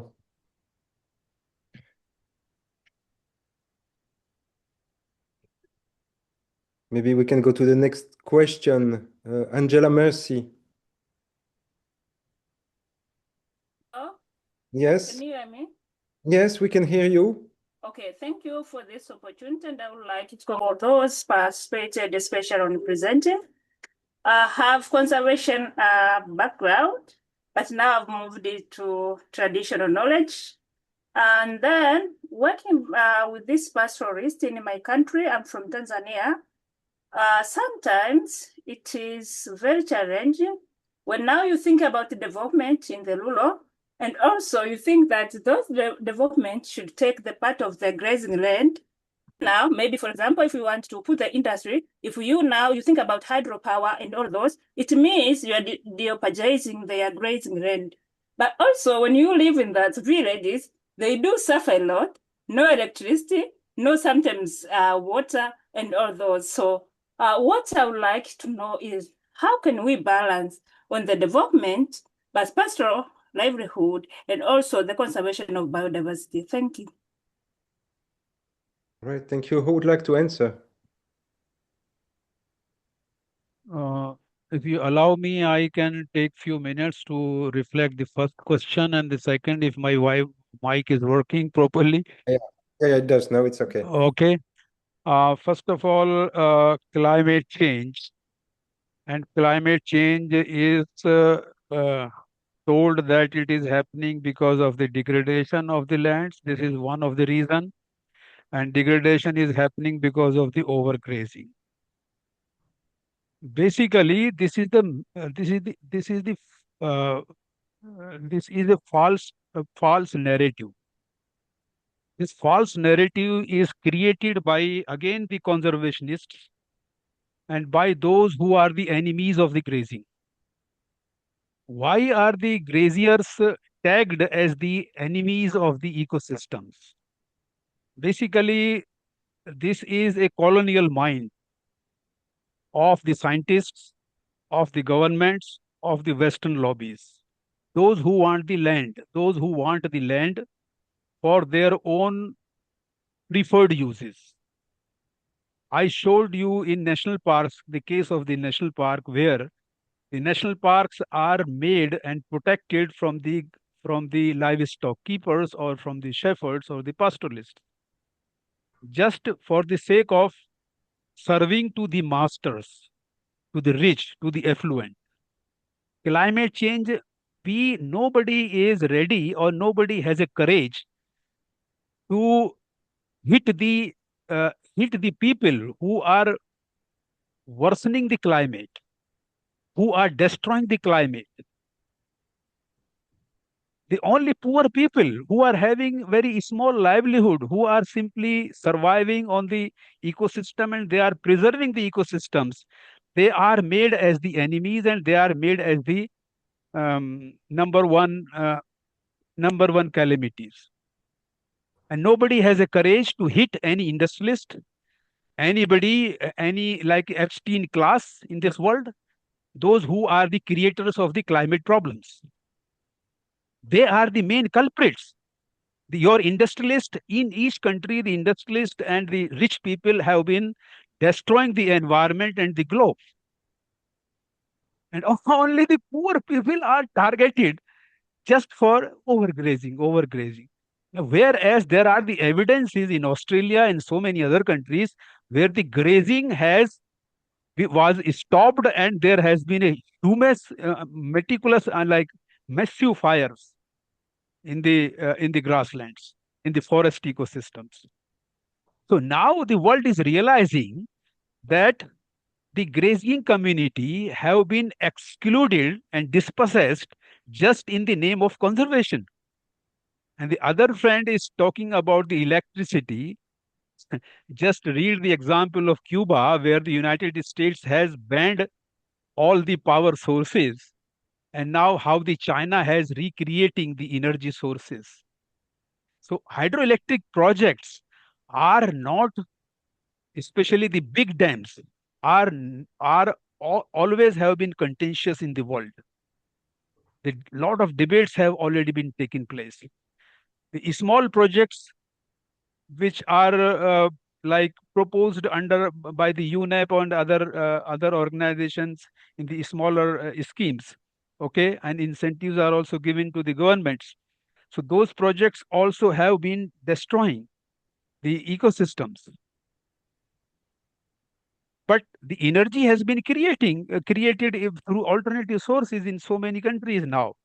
So whether the hydroelectric projects are really necessary in the modern context or destruction is inevitable.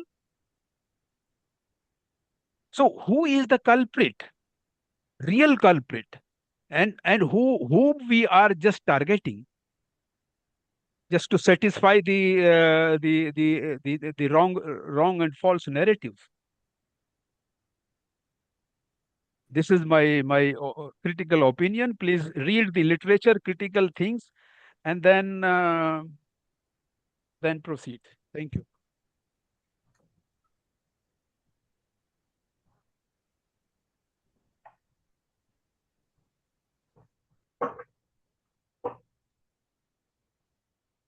All right, thank you, Dr. Hasret.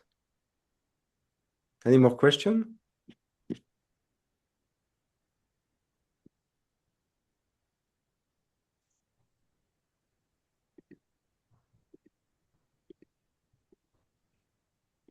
And moreover, the pastoralist people have become the minority these days.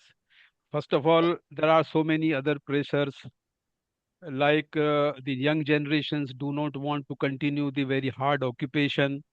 So young generations have been fleeing out, and some of them, like from particularly from Albania, so many young people have been migrating out to the neighboring countries also, or to the urban areas for other occupation, or adopting other occupation.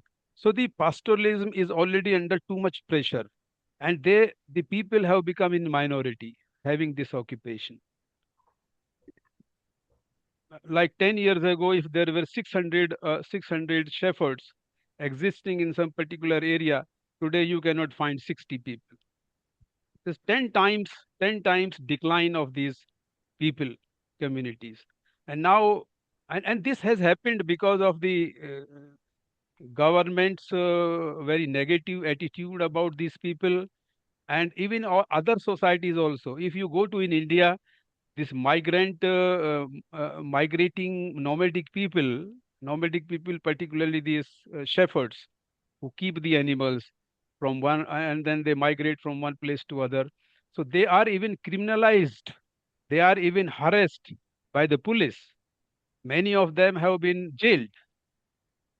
So many issues. Their animals are stolen. by and the farmers also beat them sometimes. They attack on them, and they also look like snatch away their animals. So there are so many issues with these communities. The other communities are not having a very good attitude for these people. Go to any country and see. And then you will find the similar situation, similar circumstances, similar phenomena. The government is anti, the mainstream societies are anti-shepherds. And even many organizations do not respect. Even IYRP movement is going on. A lot of awareness has taken place. Even still, I was having one meeting with many NGOs from Albania one day, long ago. The majority of the participants were not appreciating the shepherds. They want agriculture, they want all hi-fi things, they want the high production, they want this and that, but they don't want these traditions, this heritage is saved, and this heritage will continue. So the state of affair is very pathetic and very disturbing. Thank you. Let us continue now. Thank you, Dr. Asrat. I see that Dr. Bindi, you're raising your hands. Yes. Just two things very quickly to add. I think that there is a huge question to deal with, which is the question of conflict or tensions between pastures and energy plantation, above all in remote and rural areas. I mean, eolic or wind plantation and agrivoltaic and hydropower, as someone has already said. In this moment, there is a topic, there is a question, an issue about the use of soil. Above all, in remote and rural areas, we have a sort of thread not towards the land where people are moving, because there are land that are no longer populated and they are extremely useful in order to create a great sun and wind power plantations. So a great question that we have to deal with, because it risks also to represent another time pastoralism as something of the past and transition on the hand of the energy renewable and so on. And the second, but it is only to put the question in agenda, because I think it's extremely interesting. We have been studying this in a project for the Italian Ministry of Culture, and objectively there is a great problem in this kind of friction between these two orders. And the second is the one that Hazrat was approaching right now, the question of cross-general passage, knowledge transfer.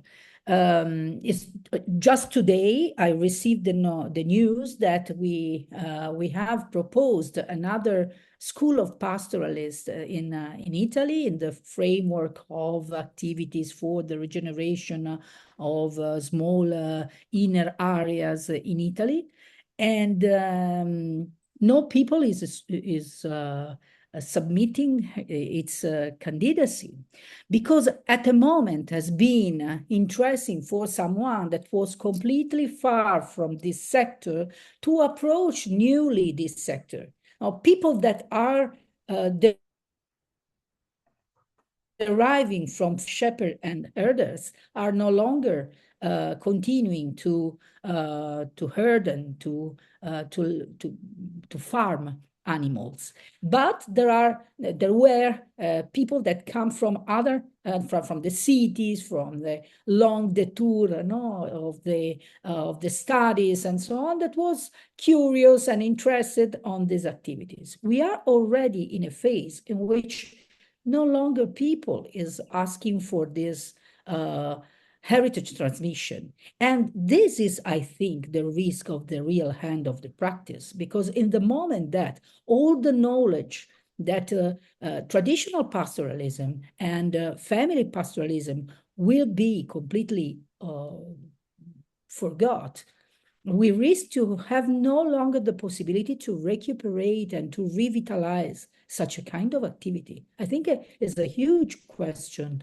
to maintain the knowledge transfer and to fuel somehow the interest in young generation, to support young generation to do this kind of work without be, I can say, excessively exposed to isolation as at the present they are. Dr. Zol should be. Thank you. There is, I see there is two hands. First, Dr. Molnar, and then Mr. Semega, and then we will conclude. Yeah, thank you very much. I would partly continue what Letizia just said about the future. So we often think in business as usual scenarios. But if we look back to the last 3-4 years in global history, we will see that history is not linear. For me, pastoralism is a security for Europe, because in 5, 10, 15 years, we will have difficulties with our food, because if there is any problem with the intercontinental transport of biomass, Europe will have food shortage.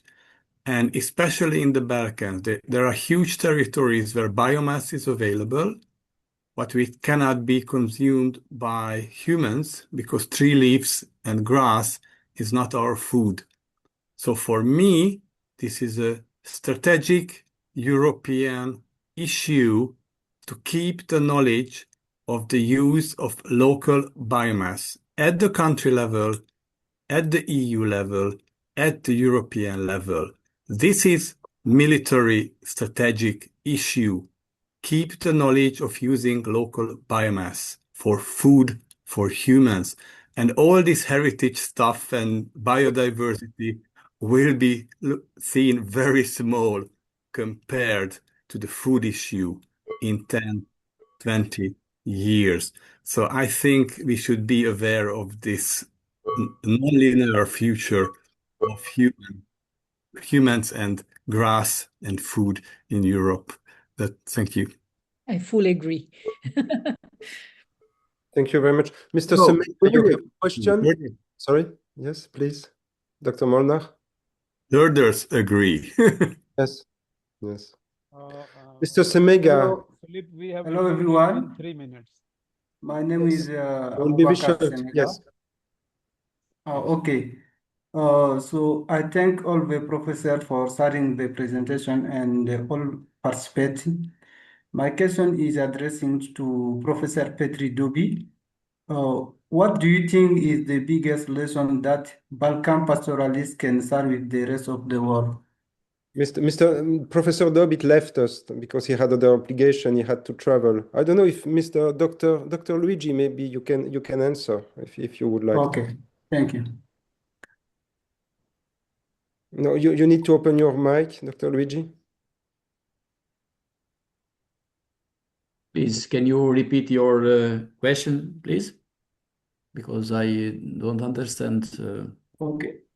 What do you think is the biggest lesson that Balkan pastoralists can share with the rest of the world? Yeah, if I understand you, I can say this region, Balkans region, has many possibility to extend this heritage, maintain of the animals in pastoral. Our construction of the region has many possibilities to maintain thousand and thousand animals, sheep, goats, and other kinds.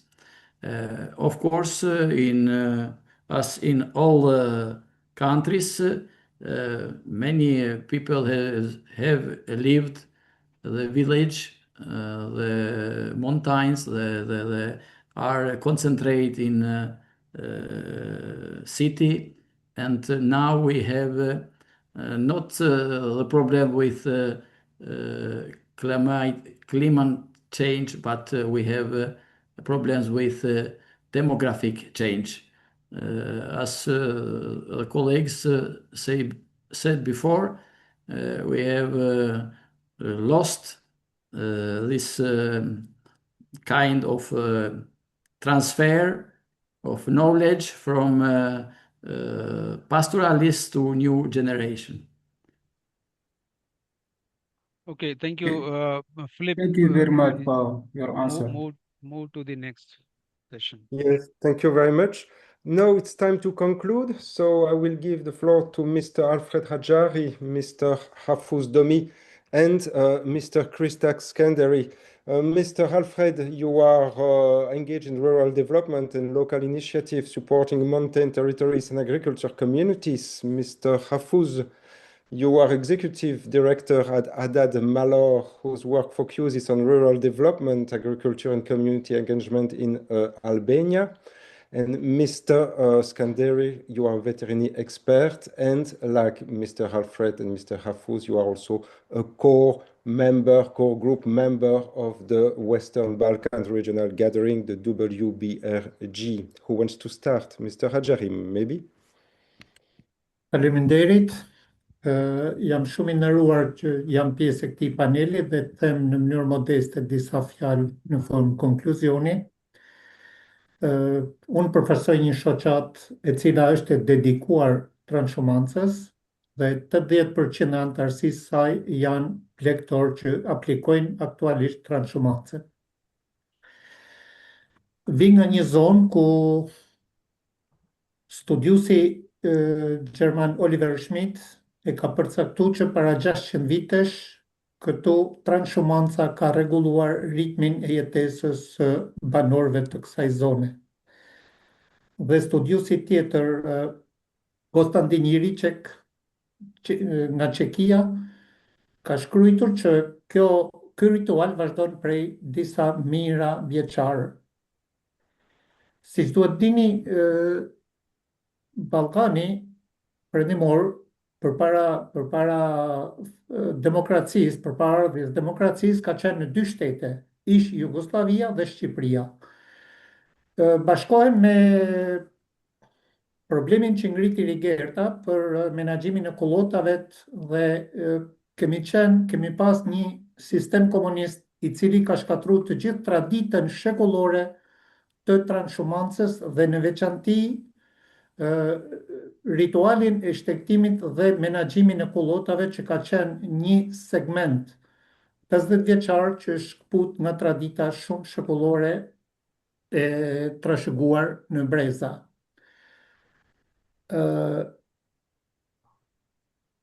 Shqipëria ka veçantin që nga të gjitha vendet e Ballkanit Perëndimor është e vetmja ku transhumanca është vlerë e njohur ndërkombëtare, vlerë jo materiale ndërkombëtare botërore dhe e mbrojtur nga UNESCO. Kjo nuk është thjesht një avantazh, por është një obligim, është një sfidë e madhe për ne për njohjen, promovimin, ruajtjen e kësaj pasurie të jashtëzakonshme për të rritë vlerat e saj në funksion të zhvillimit rural dhe zhvillimit të përgjithshëm në territor.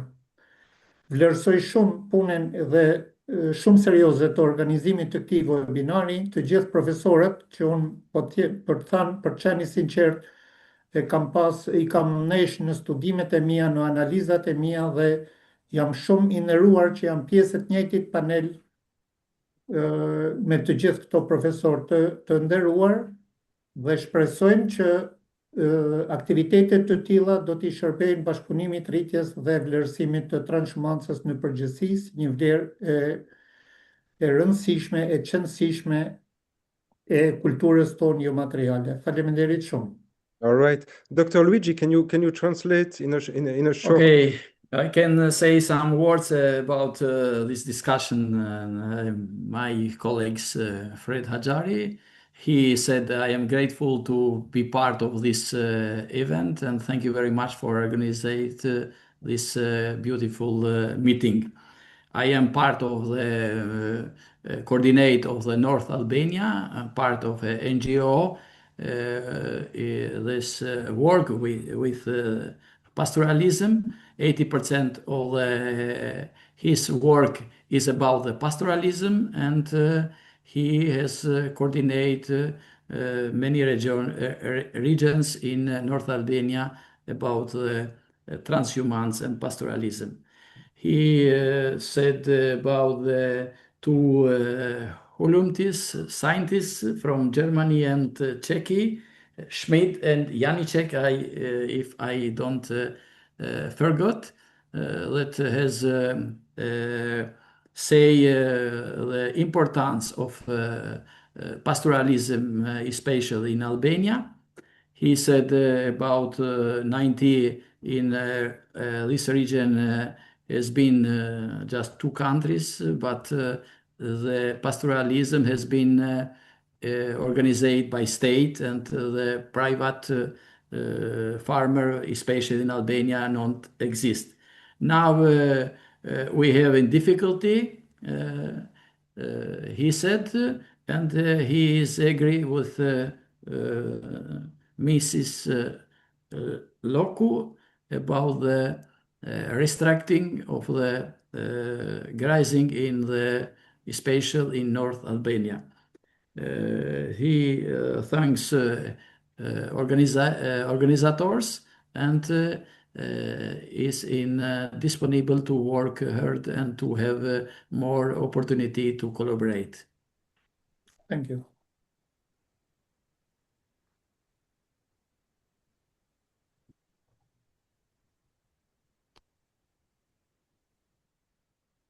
Okay, Philip. Philip, mute. You're mute. Philip, you are mute. Oh, sorry. Yes, thank you, Dr. Luigi, and thank you, Mr. Hajari. So I would like now to give the word to Mr. Domi, Hafuz Domi. If you can, please open your mic. The floor is yours. Just be short because we don't have much time. 5 minutes only. We have been waiting for next speaker. Atëherë përshëndetje gjithëve. Unë flas nga Kuksi sot, jam bashkë me Visajnë dhe me Disonin. Me vjen keq që nuk di anglisht dhe nuk e kam kuptuar të gjithë takimin. Sot bile vim nga një aktivitet me trinj të njësi administrative bice që kemi qenë në Bjeshk. Dhe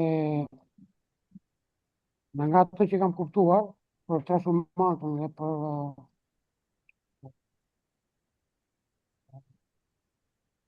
pastoralizmin, do të them që në zonat nga Korabi, nga Divra, Kuksi dhe Tropoja dhe të Mendit, tradita ka qenë edhe e transhumansës që ka pas dy tipe, nga fshati në Bjeshk, por ka pas edhe nga fshati në zonat fushore, siç është Durrësi, Lushnja, Laçi, Fieri. Pra ka një traditë në transhumansë. Pra shtektimi brenda territorit dhe shtektimi ndër territoret. Me thonë drejtën të gjithë po nxjerrim gjithë problematikat dhe për mua ose për ne problematika kryesore është rënja e numrit të baktisë. Do të marrë vetëm zonën e Korabit në një fshat ka pas 20.000 kokdele dhe tani ka rënë 4.000. Pra ka një rënje drastike. Në kohë të rinj nuk shkojnë dhe me letori, dhe është një fenomen që ka prek gjithë këtë territorë për çështjen e letorisë. Duhet të them që ne kemi një zonë, siç është në Korabi dhe në Tropoj, që ka shumë race autoktone, siç është Dela Rut, siç është Via Hastit, siç është Barrot e Tropojës, Tepore dhe Dragovisë, në fakt to kërkojnë një vëmendje, pra jo vetëm në pjesën e biodiversitetit, transhumansës apo të tjera, ndërkohë ne si ekip i Adadit, duke përfshirë dhe Martinën, ne po përpiqemi që të bëjmë një platformë komunikimi për mbrojtjen e transhumancës dhe të pastoralizmit. Sigurisht ka vështirësi në lëvizjen, në shtigjet në transhumancë, sepse pas vitit 90 me shpërndarjen e tokës ka probleme të shtektimit dhe kjo janë çështje që ne mund të organizojmë një takim në Ministrinë e Mjedisit. All right, excuse me, Mr. Demi, we are very short with the time. Dhe atëherë le të thej profesor doktor Luis Tumale, që unë nuk njihem personalisht, po komunikuar online, dhe unë uroj që ne të diskutojmë edhe për çfarë mund të bëjmë për të ardhmen, jo vetëm të qami me problematikat, por çfarë mund të bëjmë. Gjithsesi, mendoj që në vazhdim ne të diskutojmë se çfarë aksione duhet të ndërmarrim për të zgjidhur disa ose për të punisuar disa çështje. Faleminderit. Okay, thank you very much. Dr. Luigi, please be very short. Some words about this discussion.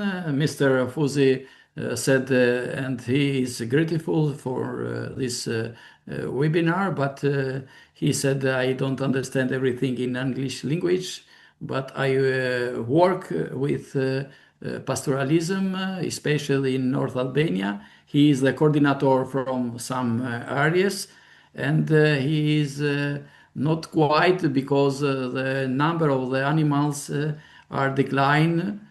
He set a sample from 20,000 to 4,000, and he just proposed to discussion about our initiatives to protect this transhumance, which is decline year after year.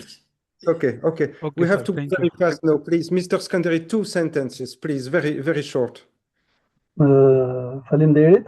Përgëzoj organizatorët e takimit për kthimin e vëmendjes tek barit dhe blegtorët që me duart e tyre të arta kanë ruajtur traditën dhe kanë mbrojtur natyrën dhe kanë mundur të mbijetojnë me vështirësi të shumta që kanë përballuar dhe vazhdojnë që të mbijetojnë duke ruajtur përvojën dhe kollotat e fisave në natyrën e bukur shqiptare.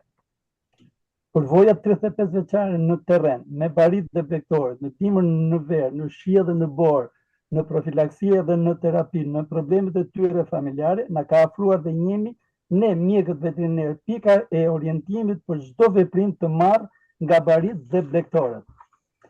Ata janë dhe ne njemi.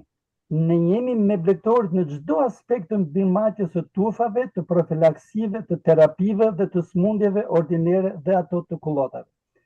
Gërshetimi praktikave veterinare me përvojën tradicionale të barive e blegtorëve është suksesi ynë.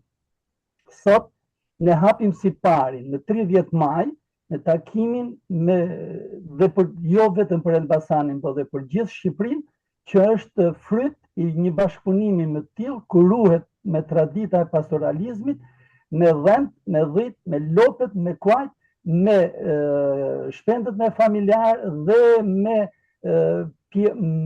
pjesën e kulturave të perimeve që i kultivojnë në pjesën malore. Okay, all right, Mr. Skanderi, we are very short. I'm really sorry. Dr. Luigi, please. I just 2 sentences in end of his speech.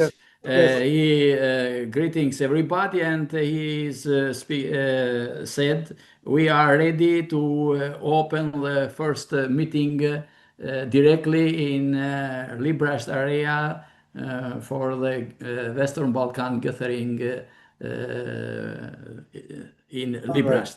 All right, thank you very much. Okay. Now, this is the end. To conclude, it's my pleasure to introduce Mr. Gregorio Velasco Gil, coordinator of the Pastoralist Knowledge Hub within the Animal Genetic Resource Branch of the Animal Production and Health Division at the Food and Agriculture Organization of the United Nations, the FAO.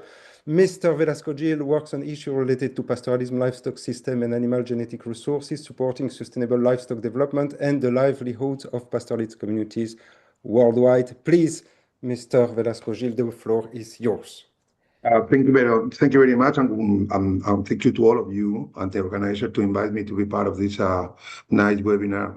looking into a region in the world which is really highly needed to recognize and to value the pastoral system, because for many organizations we are focusing in other regions of the world or at global level, but in this sub-region concretely where we are addressing today, pastoral system is quite important, I guess, and should be more important. And I think this kind of webinar could contribute to really value the pastoral system in the Balkan regions, and the resilience of the pastoral system in the Balkan region as well.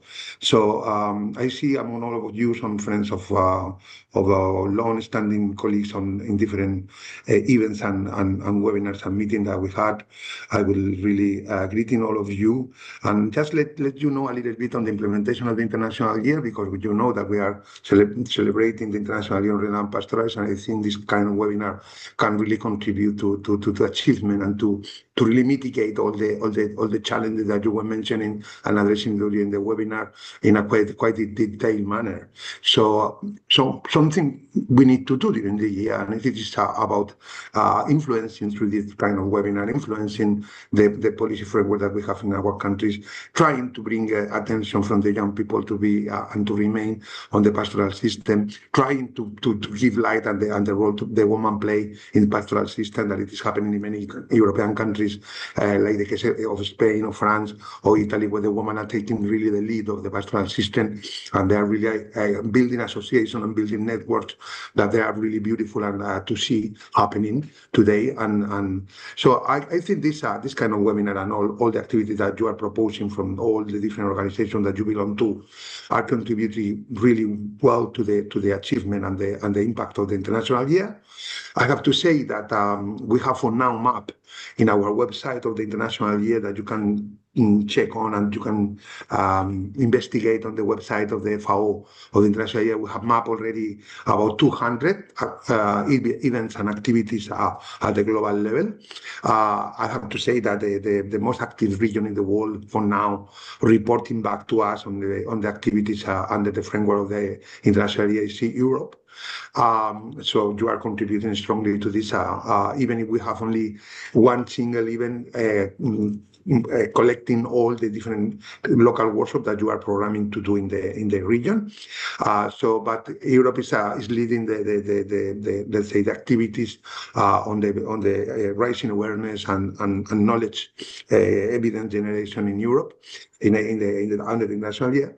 So I would like to call for an action here with you, and let us know, please, at FAO, if you are planning to do more activities at local level, at national level, or at regional level, even if you are about to participate in some global level. It is also about to map, because we need to report back on all the activities that we could identify globally to the General Assembly of New York about the implementation of the International Year. So I call for action on that. I have to say that as far as for now, starting on the 2nd of December, with the launching ceremony of the International Year at FAO premises here in Rome, headquarters, with the participation of the President of Mongolia and the Director General of FAO, was a really nice and beautiful starting point, because we gathered a number of pastoralists here that you will be able to see, because we are producing some videos on the taking advantage of the presence of the pastoralists here in FAO.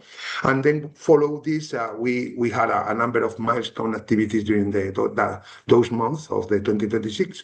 And I would like to highlight the launching ceremony for the North Africa and Middle East region, that it was in Tunisia. And I would like to highlight as well the Young Pastoralist Gathering happening in Madrid, where it was amazing to see almost 50 young pastoralists coming from all around the world, and coming out with a declaration that will be feeding the caucus, or the youth caucus, into the COP, UNCCD COP about to happen in Mongolia in August.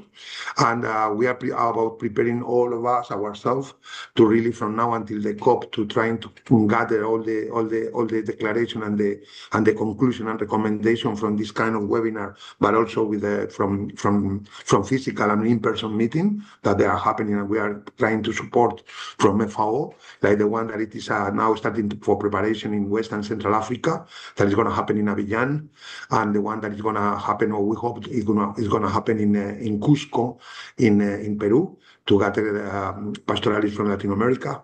So yes, we are really all the team here in FAO. We are trying really hardly working in the international year is bringing a lot of activities and a lot of workload to the secretariat and also to the steering committee. Now we are having meetings with the steering committee once every 2 months. And just to let you know, from Europe, we have Spain to be representing Europe, an alternate Ireland. And from the other different countries, we have Kenya, South Africa, we have Jordani, we have Uruguay, and we have as well Mongolia sitting on the steering committee together with other non-actor organizations, which are the World Alliance for Mobile and Indigenous People, represented by Bhavana Desai, who is coming from India, from the South Asia Pastoral Alliance. We have as well the International Coalition, we have WWF, we have the World Bank, and we have many other institutions sitting on the table because the International Steering Committee of the International Year is the main governance of the International Year, and we need to follow guidance from the International Year as a FAO Secretariat. So I stop here because we are running over the time, and I want to go more and to keep your time more here with in the meeting. So I welcome all the information. We will really thanks all the information that you can provide on the different events that you are about to organize or you have organized already. I really thank you, the organizer, to invite me here to be with some friends that I see. Hello, Molnar Solts.